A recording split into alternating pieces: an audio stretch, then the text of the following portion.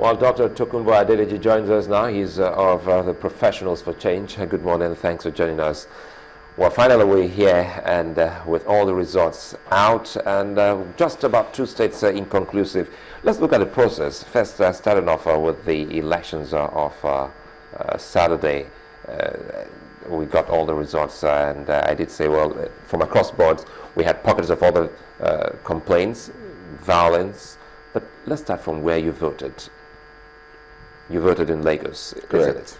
So tell us, take us through the process on that day of election. Well, good morning, viewers. First, let me congratulate Nigerians for the election that came and went through in Lagos here peacefully, because it is not unusual to expect violence when an election runs through the kind of course it ran through in the last few months. It was palpable that there is tension in the air and it could be a prerequisite to violence. Fortunately, people here have been able to manage under such circumstances and they have survived the election without much rancor. In my own neck of the wood in Magodo, we were quite a peaceful set of people there, and to the extent that even in the ambience of political differences, people still came out and voted peacefully, and that's a very encouraging thing to do, because there is the volatile situation of ethno-religious sentiment that pervaded the air, and there was a level of polarization of the voting population in terms of the Christian, Muslim, in terms of this is a situation where a certain ethnic group is trying to show some level of dominance in certain areas. And even with all that, there was still some measure of control and people were able to vote without resorting to violence. I mean, if you compare that with what you are witnessing in places like Rivers, Cross Rivers, Akwa Ibom, and reports coming from the east too, where there was real violence, gunshots, people being killed. We didn't go through a lot of that in our own neck of the wood here. And that's why I'm congratulating Nigerians for being able to show some level of maturity and understanding in the way they have conducted themselves during this last election. Well, this is not your first experience in elections in the country. Would you say we have a culture of violence over the years? Well, is it waning, the culture of violence? I want to believe that it's a potpourri of different things. In the first instance, the social environment is changing. People are getting more and more conscious of what is happening around them. And with that level of understanding, you begin to ask yourself, what is it really that I want from this election? Is it just getting out there to vote, or am I doing it for a purpose? Am I using my vote to ask certain questions or to answer certain things? So there is a level of education of the voting public that is coming up and is beginning to show.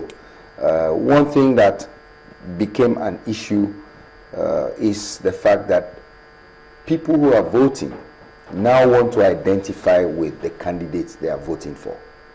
No longer an issue where you are voting just for the party. Mm-hmm. People are beginning to identify with the candidates they are voting for. That's something that has not been visible in some time, but now it is coming to the fore. Now, experiences that we have had in the past had shown us that in the times of Zik, Obafemi Awolowo, people were voting for those individuals and their party, because at that time those figures were talking about issues. The politicians of today, in these recent times, have not been identified with issues. And that's the difference. Now, but people are beginning to see that there is a need to listen to the politician and see if they're talking about issues that concern and affect their lives. That's the new trend that we're seeing. But here we have a law that says it is not the individual that is being voted for, it's the party. Do you think that would in any way affect the acceptance of the electorate of whoever the party brings for? Well, if a party decides to say that I have an image and people should just vote for that image, and I bring a person who perhaps the public will not be able to relate to, that's their cup of tea. When you want to win an election, you must check the pulse of the people. What is it that I'm going to present to them? What's the pulse of the people? Did you have a sense of this pulse beating going forth in the course of the elections, on that election day where you were? Sure. A lot of people still discussed issues where we sat. I mean, I'm living in the place where people could talk. I mean, we had discussions, intelligent discussions for that matter. And the reality of it is that people want to show that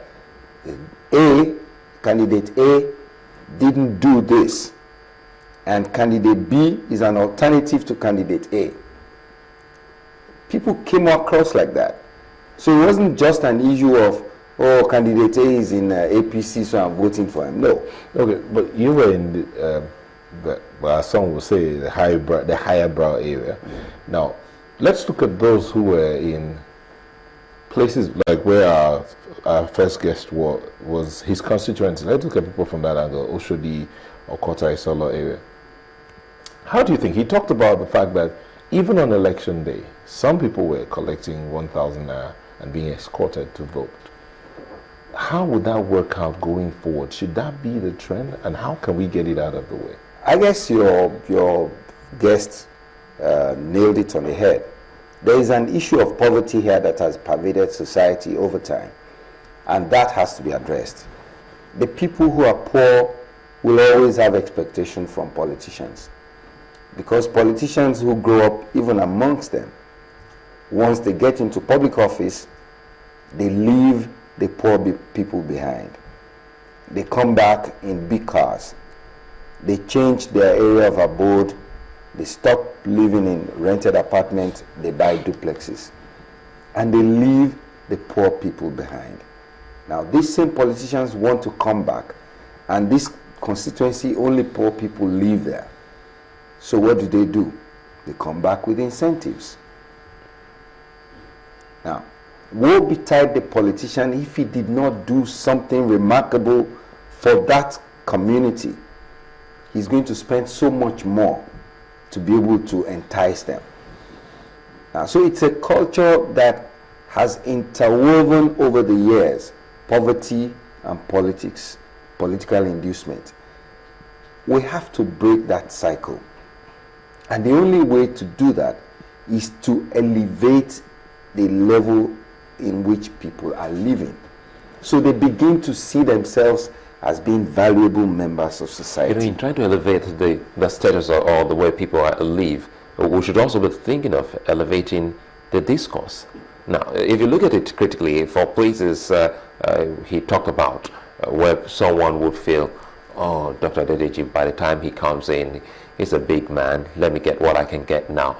Shouldn't even the politician be helping to redirect the discourse, letting them know that, look, you can hold me to account on this promise, on this demand, and this is how it should be, rather than ask for money now and pittance, and it ends when you put your ballot in the box. Tough luck.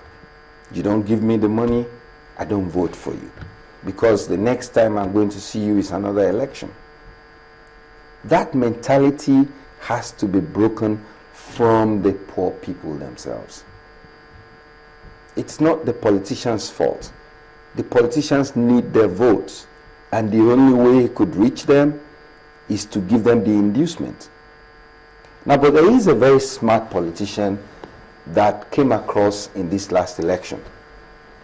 He belonged to a political party. He didn't get the ticket in that political party. he switched to another political party, knowing fully well that he had done his own work in his community. And what did he do? Over a period of time, he bought buses. He would take children of the poor people around him to school. He would bring them back from school. He would fill the vehicles with gasoline. He would sometimes drive the buses Himself. He did that for a period of time. So payback time came. He went from the popular political party he was on, because he didn't get the ticket at the primary, went to another political party, and lo and behold, he emerged the winner in that constituency. But is that sustainable? I mean, having done that, now he's gotten the ticket, he's won the elections, and he goes into, I don't know whether it's a governorship or a House of Assembly or something. Can he sustain that drive that he used to do? He would sustain it because that was the avenue that brought him in.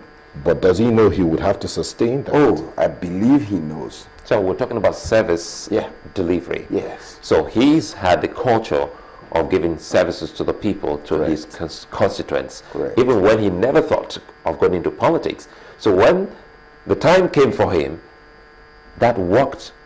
He was a politician all along, but he had to study his community to find out how he was going to ingrain himself in the hearts of the people in the community there. Does he live that they're rendering services to Does he them. live in that community? Yes, he does. Will he continue to live there after now? He's lived there for a while, so I don't see any reason why he should change now. More so when he's ingrained himself to the hearts of the people around Dr. Lady,